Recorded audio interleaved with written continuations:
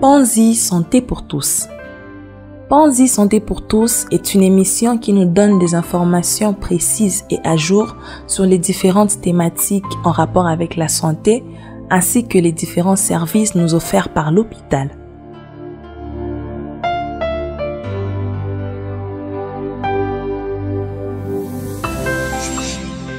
Auditeurs, auditrices, le plaisir est pour nous de vous savoir nombreux à l'écoute de notre émission Panzi Santé pour tous.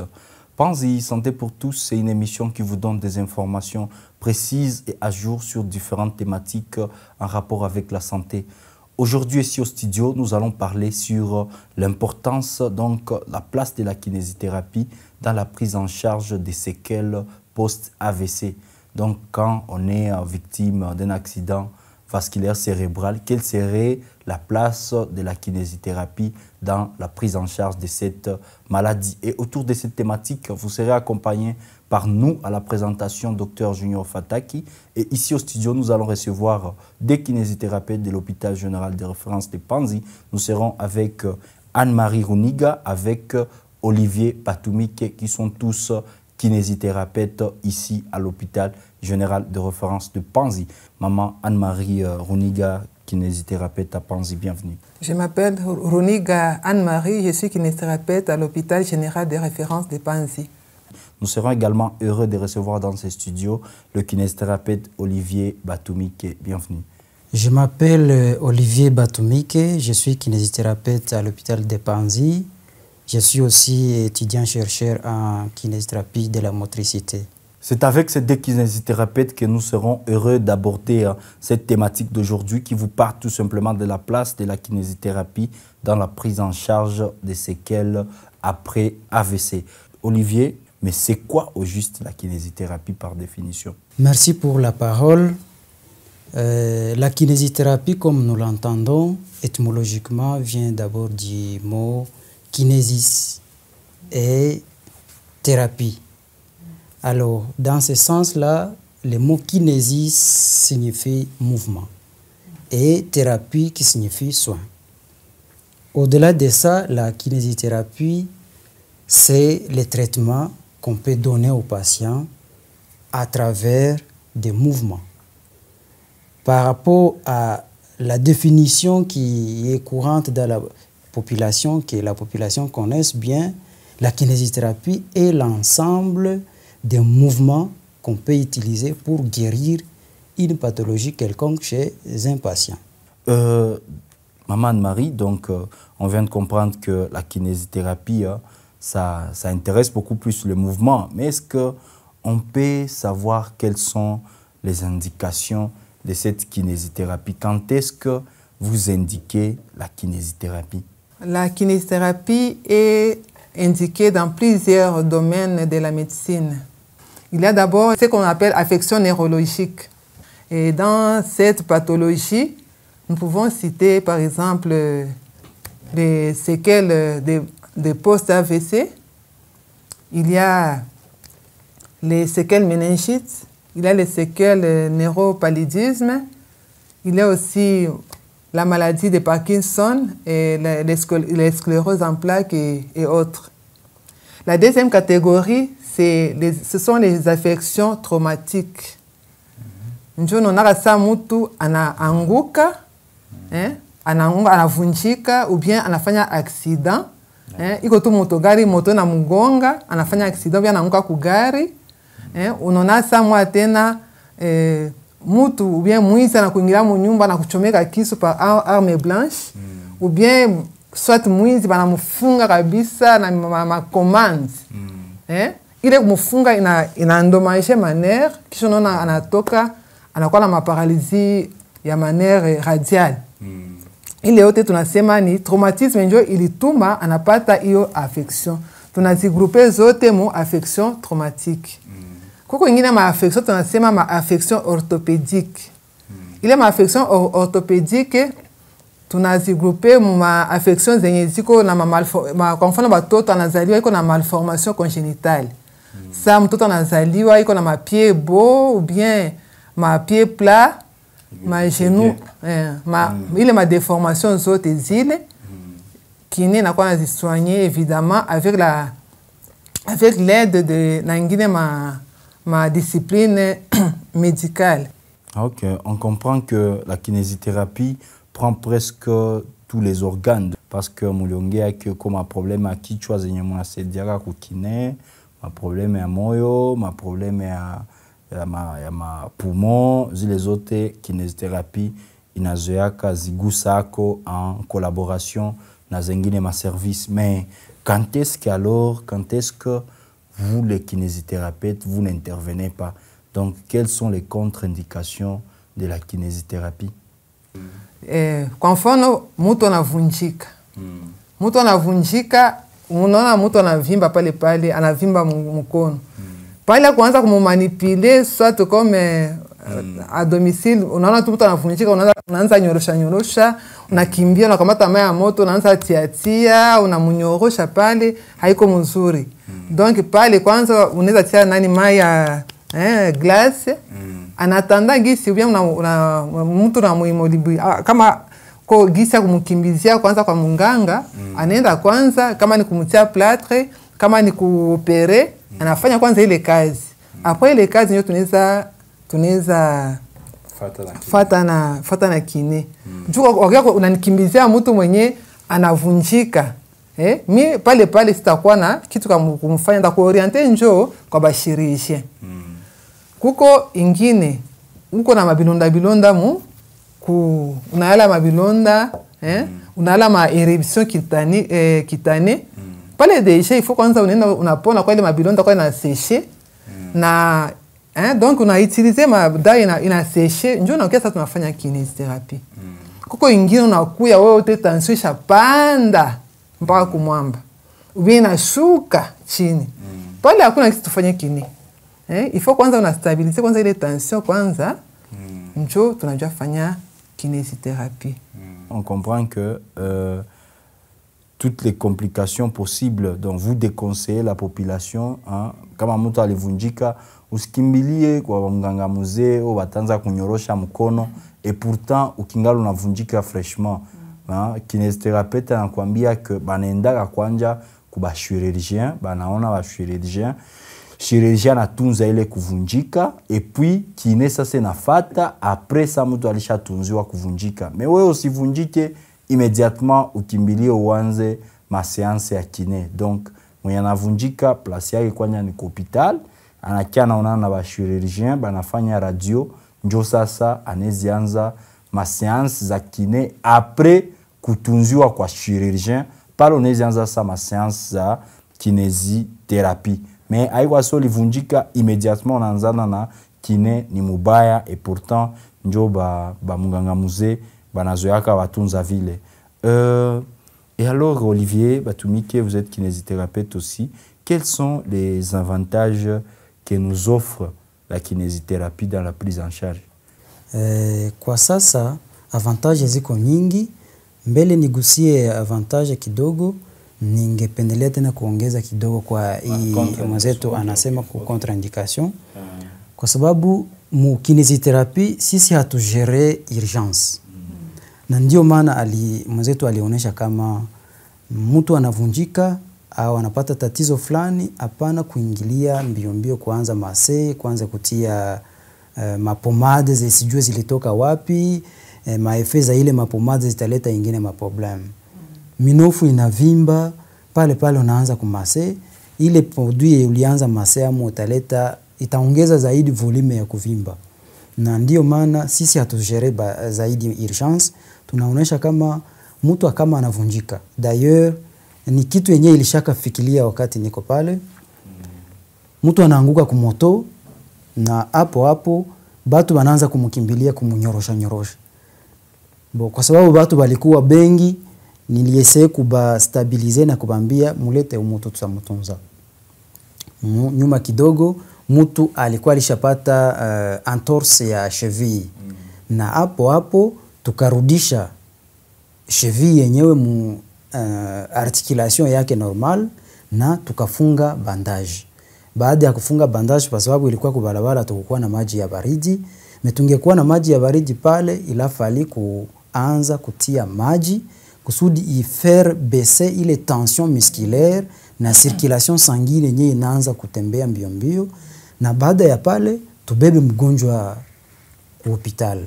Na kwa kujibia ku ulizo lako, bienfait au avantage ya kinesiotherapie ziko mingi. Iko mingi kwa sababu watu wengi hawajue maana ya kinesiotherapie. Na kama tuko mwa hii emission leo, ni tuimize watu wajue maana ya kinesiotherapie kumwili ya mtu ni nini. Kinesiotherapie ina soulager mtu kwa sababu wakati mtu alikuwa mkazi, tukamate mfano ya wale watu wanabeba mzigo. Kadiri anabeba mzigo, anachoka. Sasa kama anafanya matunzo ya kinesiotherapie, ina parvenir kumsaidia kumsoulager. Kinesiotherapie ina soulager mtu kwa maumivu alikuwa nayo. Kinesiotherapie inasawanyisha mzunguko wa maunganio. Donc ce qu'on appelle amplitude articulaire. Kama tulisema vile mbele zaidi mwanzo, tukaonesha kama kinesiotherapie ni matunzo inapitika katika hali yenye tunasema mouvement. Donc mouvement wanaweza kuisema mwariri mu Kiswahili. Bon, donc kinesiotherapie ni matunzo inapita kupitia mazoezi ya mouvement. Alors hiyo kinesiotherapie ina ameliore mobilité articulaire. Kwa sababu mwenyewe alifanya mzunguko wa articulation, kamata par exemple flexion ya coude. Mweiko na difficulté ya kufleshir coude na kuextendre coude. Kama anafanya deja matunzo ya kinesiotherapie, yeye kinesiotherapeuta expert mwa ile domaine atajua mouvement gani anapaswa kuwa nayo na anafanyisha mgonjwa mwa ile hali kusudi coude parvenir kugunja na kunyorosha.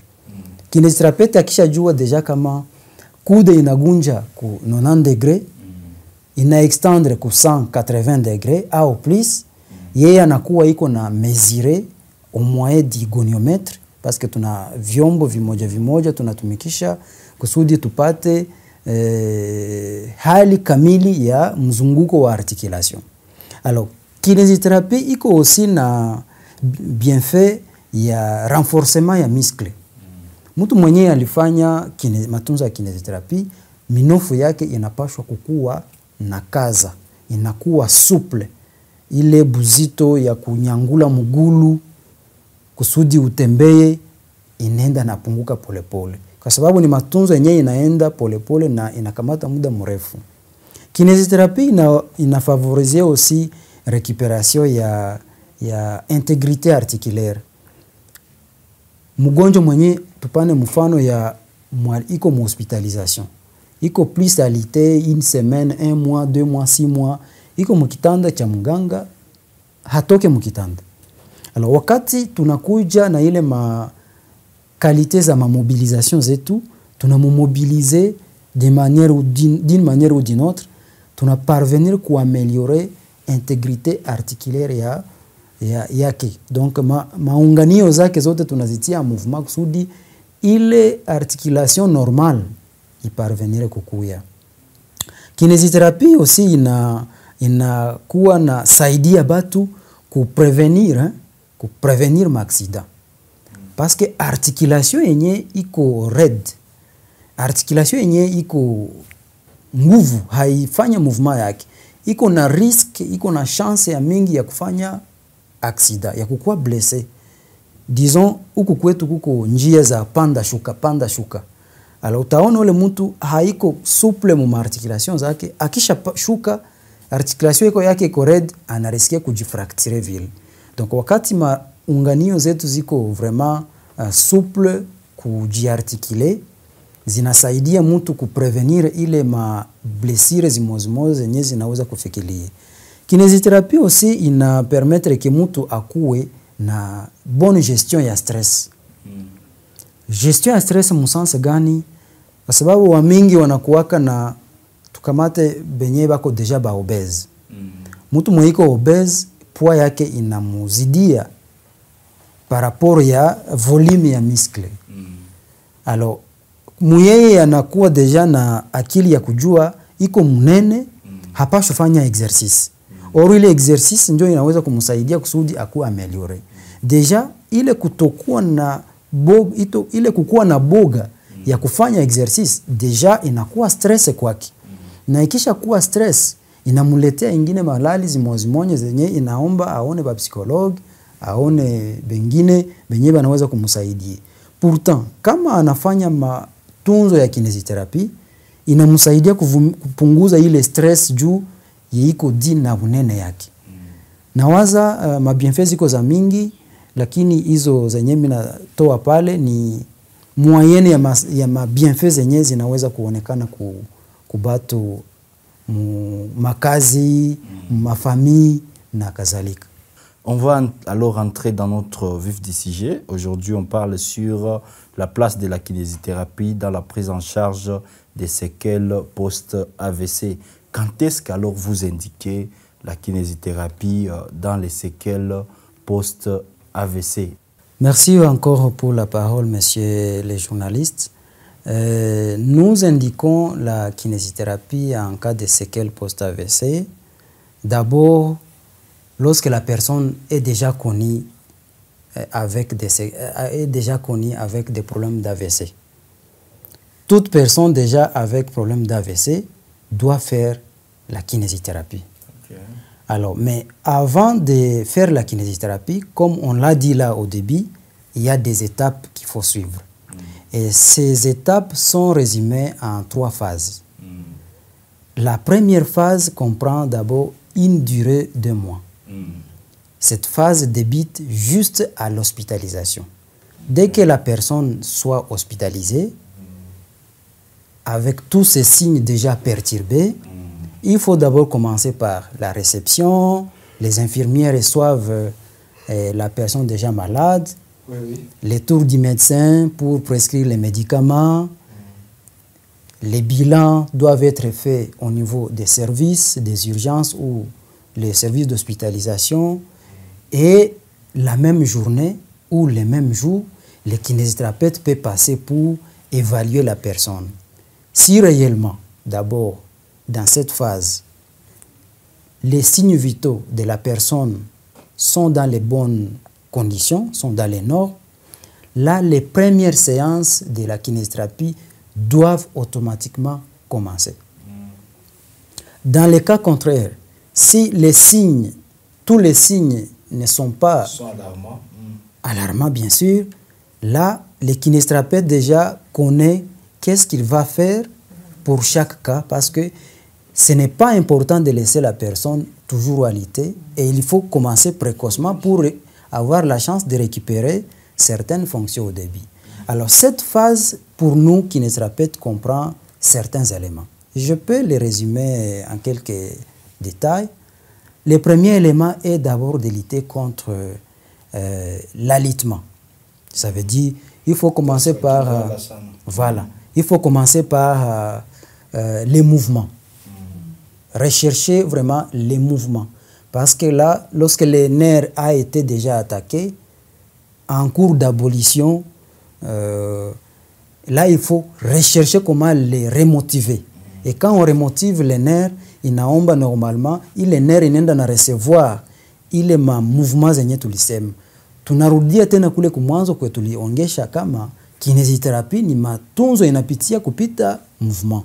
Donc, hapa tunaanza bouger ma articulation, articulation par articulation, y a côté déjà attaqué par les séquelles d'AVC, sans déplacer la personne.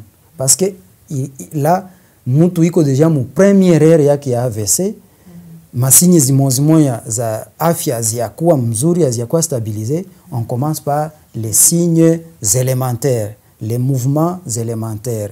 Tunaweza kuangalia peut-être kama signes zinajiameliore, koma ya kumuikalisha. Musansi ya kutafuta équilibre na kutayarisha plus tard kutembea mu mafaze zingine. Alors hii phase iko phase yenye iko très capitale parce que inatayarisha phase zingine zote. Na hiyo phase il faut commencer déjà à avoir yenye mgonjwa iko incapable kufanya, tunaianzilia pale pale. Point ya pili pale inaweza kumsaidia zaidi mwa hii phase, il faut kumwanza kumuuliza si réellement il communique, parce que bagonjwa ya AVC kuko benye haba communique complètement mwa ile première phase. Soit anaweza kuwa iko en coma, hana uwezo ya kuongea. Ni mambo yote yenye tunaweza kufanya ya kumsaidia, ni kinésithérapeute ndio ataifanya.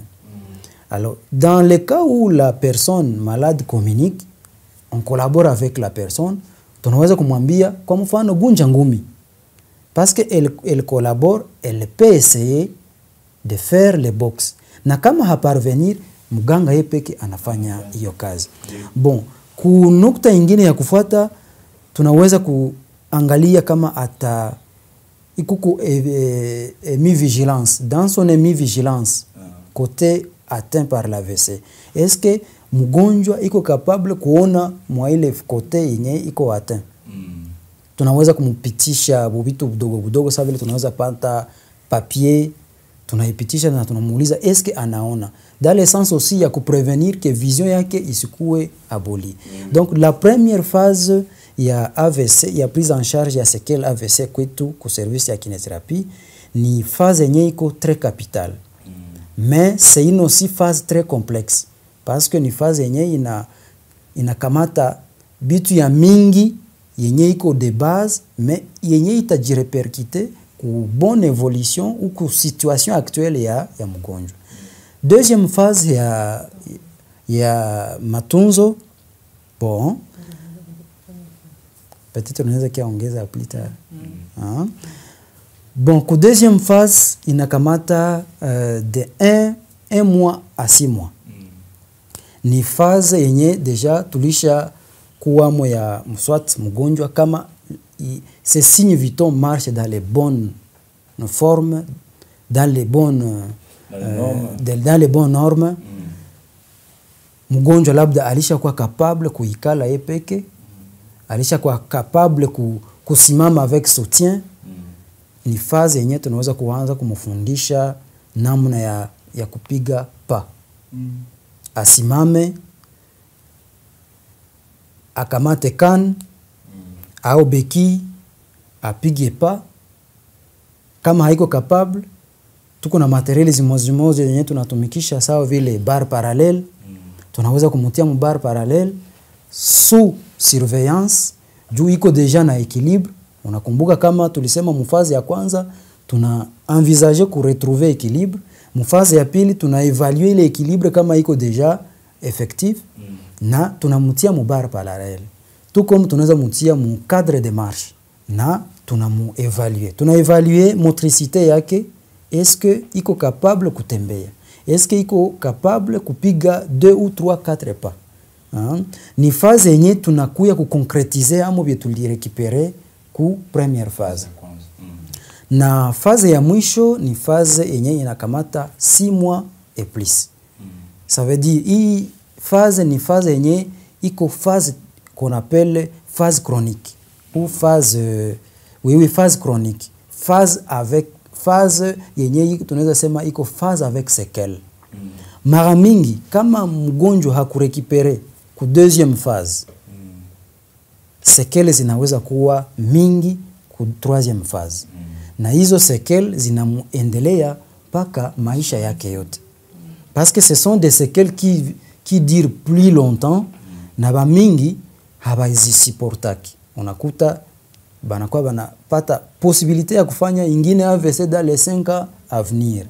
Alors hii phase ya mwisho ni phase ya compréhension, ya kujikubali. Mgonjwa anaweza kujikubali kusema niko deja na masekele za AVC, hazitaishi, mais il faut niendelee kuzisoigner, kuzientretenir, kusudi niendelee entretenir motricité yangu, niendelee entretenir musculature yangu, niendelee entretenir ma articulation zangu, niendelee entretenir ma cellule nerveuse zangu. Alors hii phase haiko bia mingi sana, ni amplifier beaucoup plus les rôles na récupération ou l'entretien ya motricité na musculature. Quels sont les avantages que peut nous offrir la kinésithérapie en cas de séquelles d'AVC? Est-ce que vous pensez que c'est important de passer par la kinésithérapie à l'immédiat? Parce que vous nous avez dit que vous aimeriez aussi traiter avec, parce que c'est la multidisciplinarité, votre service, vous aimeriez traiter en même temps avec les amis internistes qui soignent les accidents vasculaires cérébraux. Est-ce que vous pensez que c'est avantageux de faire la kinésithérapie en cas d'AVC? Très, très avantageux. Vous allez constater que ceux-là qui ont eu des difficultés de faire les soins kinésithérapiques ont alourdi leurs séquelles. Comme je l'ai dit au début, ma phase za kinésithérapie ziko tatu, na mwanzo ya matunzo ya kinésithérapie ni kui ngambo ya AVC, ni hapo kumwanzo mgonjwa anafika hospitali. Tuseme kwa mfano mgonjwa mwenye hakuenda kwa hospitali me iko ku centre de santé kwenye hakuna kinésithérapeute. Là ça sera un peu compliqué, mais kama infirmier iko informé na hii anaweza anza kumfanyizia mouvement zimoja. Lakini tuseme kwa hospitali ya Panzi. Hospitali ya Panzi mgonjwa anafika ku réception. Anakuwa reçu na ba infirmiers, tous les gens qui doivent les recevoir. La première séance là-bas d'hospitalisation doit intéresser aussi les kinésithérapeutes. Dans le sens, il y a pour gagner beaucoup plus récupération plus rapidement que possible. Alors, bienfait ziko mingi ça vile nilisema tout au début, parce que avantage ya hii kinésithérapie ni kuaméliorer beaucoup plus ile motricité ya mgonjwa wakati iko deja anapigiwa na hii magonjwa ya kinésithérapie. Or, shie ku kinésithérapie hatutunze AVC. Tunatunza njo sekele za AVC. Ile masekele, ile kupooza ya ngambo moya kumutu njo tunatunza. Na hiyo kuitunza vile kama tunafanya hii matunzo yetu kupitia mouvement, kupitia massage, tunaaméliorer circulation sanguine ya mgonjwa. Parce que manere zitakuwa pale zinazoufika hazitiririshe tena damu mzuri. Tunaaméliorer musculature ya mgonjwa. Wakati ile musculature mtu anapata ile tatizo ya AVC, muscle inakuwa iko red. Donc inakuwa inagunja kupitia ile automatisme ya cerveau haiko tena. Tunaaméliorer aussi articulation za mgonjwa. Kadiri vile mgonjwa iko atteint, kadiri hafanye iko inactif, ma articulation zitenda zinajikokota, zinabana pamoja. Alors kadiri anafanya ma exercice physique, kadiri anafanya massage, inamsaidia kuaméliorer ile articulation zake. Combien de séances inakuwa zamana juu ya kuoptimiser capacité à atteindre les améliorations ni mnatafuta kwa kinésithérapie ma prise en charge za masekele AVC? Zaidi ni iko un peu difficile ku préciser nombre ya séances yenye inaweza ku récupérer bile parce que inaenda en fonction d'abord du niveau d'atteinte ya kila mgonjwa. Parce que AVC inatofautika. Kuko AVC hémorragique, kuko AVC ischémique na kuko AVC ischémique transitoire. Alors unakuta kila mtu iko na namna yake AVC ilimwatake. Kama profondeur ya artère cérébrale ilikuwa plus touchée, récupération itaenda lentement na séance zenye tunaweza kumkamata amo. Hii phase ya kwanza inariske, tulisema kama iko ya 1 mois. Inariske kukamata 2 mois. Lakini ule mwingine mwenye hakukuwa trop abattu par l'AVC, peut-être même quelques semaines, inaweza kumupatia possibilité ya récupération. Okay. Alors, donc pale itakuwa itafuatana na vile kila mtu iko na tatizo yake na vile anaweza récupérer mbio. Kinésithérapeute Anne-Marie, vous pouvez quand même nous dire comment est-ce que vos séances de kinésithérapie se déroulent? Maladi sana fika mu service ya kinésithérapie, soit anaweza kuwa prescrit na médecin fulani anakuya mkine. Bon, soit anakuya epeke ou bien anakuya kufanya continuité ya masoin mu kinésithérapie, ya kwanza anafika anapasha kwa pita mu consultation kiné. Mu consultation kiné juu bagonjwa wa mingi sio naambia consultation kiné ha comprendre. Anasema mbona nishalipa consultation kwa orthopédique kwa orthopédiste. Sasa mnaniambia tena nanyi consultation kiné. Or ni acte yenye tinafaa tunafanya. Njoo tutatunza mtu mwenye atuangalia. Hata tutunza mtu mwenye atuafanya mabilan. Il faut tunamwangalia malgré que prescription iko pale deja, mais chez comme détails il faut tunaangalia. Tuko na mabiombo soit egisi Olivier alikuwa shasema ile kumezire ma amplitude. Kama alifanya par exemple fracture ou bien alikuwa na ma raideur quelconque, il faut tuna mesurer ile. Il faut tunafanya testing musculaire. Tunajua iko na mamiskle zake ziko kote ku combien. Na ile tunaifanya muscle par muscle. Après pale tuko na mesure zetu zenye zitatusaidia kupoze diagnostic yetu ya kiné. Ile bilan itatusaidia pia kufanya directive ya traitement. Zile mabilan tena tutafanya mwa ile consultation kiné zitatusaidia ku évaluation. Juu après quelques séances tuna évaluer, tunafikia wapi. Na njoo itatuambia objectivement kama tunaendelea ou bien kama hatuendelee. Bon, après consultation sasa tulishajua mgonjwa wetu ana matatizo gani.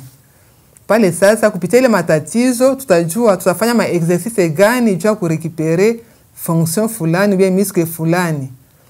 Tunafanya mazoezi, après tunamupatia rendez-vous soit à 2 fois par semaine, soit à 3 fois par semaine, soit à 1 fois par semaine.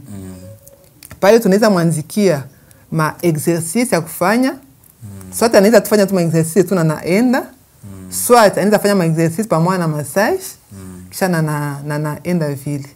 Les auditeurs, auditrices, vous devez être souples parce qu'on vous dit que il y a aussi la consultation en kinésithérapie pour les aider tout simplement à poser leur diagnostic.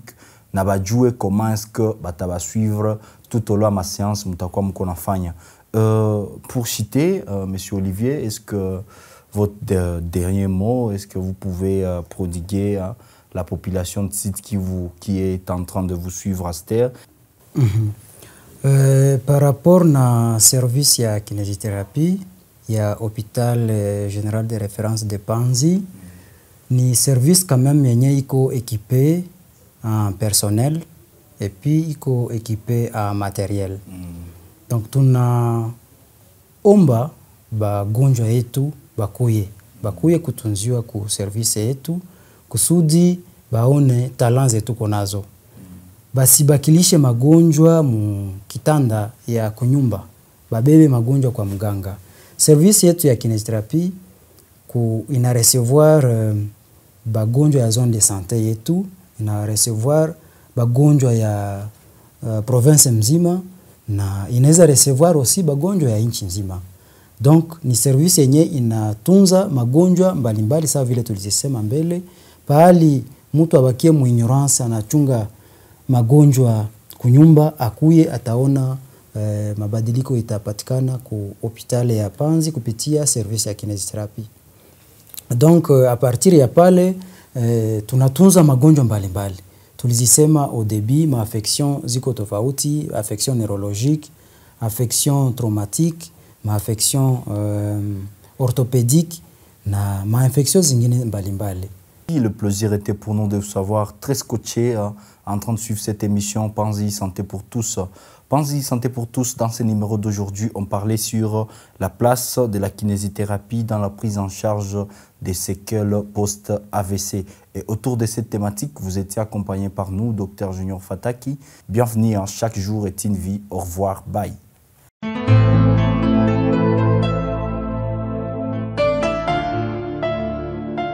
Panzi Santé pour tous.